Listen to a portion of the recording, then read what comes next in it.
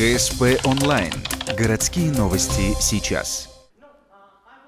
Как рассказать о России менее чем за 2 часа?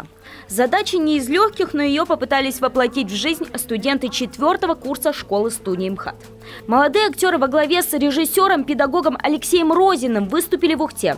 Приезд труппы стал возможен благодаря компании «Русал». Показ постановки прошел в рамках «Русал-фестиваля». Этот масштабный проект, направленный на улучшение качества жизни в регионах присутствия компании, имеет несколько направлений, таких как наука, спорт, кино и театр. Ухтинцам повезло 2-й год подряд. Мы стали первыми в ряде городов, где планируют выступление труппы. Первая площадка проведения этого фестиваля явилась город Ухта. Мы рады приветствовать ребят, которые со студии школы МХАТ, которые приехали сюда со своим спектаклем, со своим режиссером. Вот. Я надеюсь, что спектакль нам понравится. В прошлом году был хороший спектакль, достойный спектакль.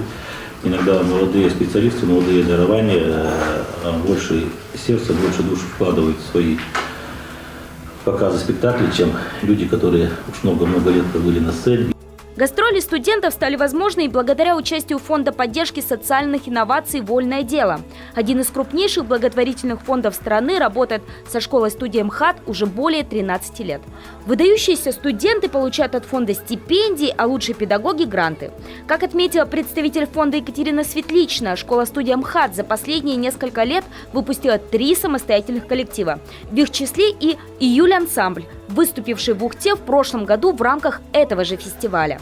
Мы считаем школу-студию МХАТ лучшей театральной школой страны, потому что продолжает традиции Московского художественного театра. Ее отличает от многих других школ, потому что это территория живая, это территория эксперимента. И там происходит все самое новое, самое интересное. То, что сегодня происходит в стенах школы-студии, завтра становится, таким не самое любимое мое слово, становится одним из основополагающих трендов. Одним из таких экспериментов, с которым посчастливилось познакомиться ухтинскому, совсем не избалованному театральными новинками зрителю, стал «Вербатим Транссиб». Спектакль создан по мотивам реального путешествия по самой длинной железной дороге в мире – Транссибирской магистрали. Примечательно, что на сцену перед ухтинцами вышли сами участники поездки. 14 дней под стук колес и так называемый синдром случайного попутчика в деле. Итог – галерея образов, в которых можно увидеть семью соседей, дальнего родственника, а может и немного самого себя. Наши актеры, наши ребята, когда учились на 1-м курсе, сели в поезд и поехали из Москвы до Владивостока и обратно. Полдня провели во Владивостоке, полдня мы там провели, вторую, причем половину дня. Да, они провели во Владивостоке, потом сели обратно в этот же поезд и поехали назад в Москву. 2 недели они ехали в этом поезде. И 2 недели с диктофонами и камерами наперевес охотились за людьми, которые ехали вместе с ними. То есть это будет то, что вы сегодня увидите на сцене, это будут такие наблюдения за живыми, настоящими, непридуманными людьми, и будут звучать их живые, настоящие, непридуманные тексты. Истории эти, как и собеседники юных актеров, получились разными. Но студентам, пусть и так отличающимся от героев, удалось нарисовать на своих молодых лицах характеры и судьбы большой страны.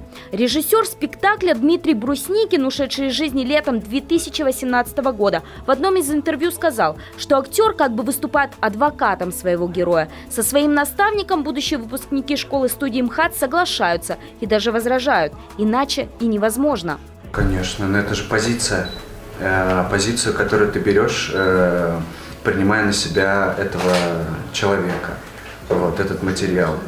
Ты изучаешь его логику, принимаешь эту логику и разделяешь ее. И тут само собой получается, что ты не оправдываешь, а просто идешь согласно этой теме, согласно этой позиции. Вот он, рассуждающий о любви армянин, женившийся через 10 дней после знакомства и изменяющий супруге, но до сих пор видящий во сне первую любовь, студентку Люду, кидающуюся к нему в объятия с 3-й ступени общажной лестницы. Или представитель сельского театра, читающий с забавным акцентом деревенского мужика стих «Поставьте памятник деревне», или ненавидящая всех проводница. который наивно улыбается, как будто случайно забредший сюда азиат-путешественник. Прерывают недлинные и такие разные монологи музыкальные номера, которые как бы заявляют: вкусы на музыку, как и взгляды на жизнь, у страны разные. Roses have thorns, a silver fountain's mud. Clouds and eclipse stand both moon and sun. And lonesome can. Еще до спектакля актеры объясняют, большая часть набранного материала в постановку, конечно же, войти просто не могла. Но ухтинцам, кажется, хватило и увиденных историй. Провожали труппу бурными овациями. Дальше Русал-фестиваль и четверокурсники школы-студии МХАТ отправляются в Сыктывкар, а после еще в 10 городов России и Армении.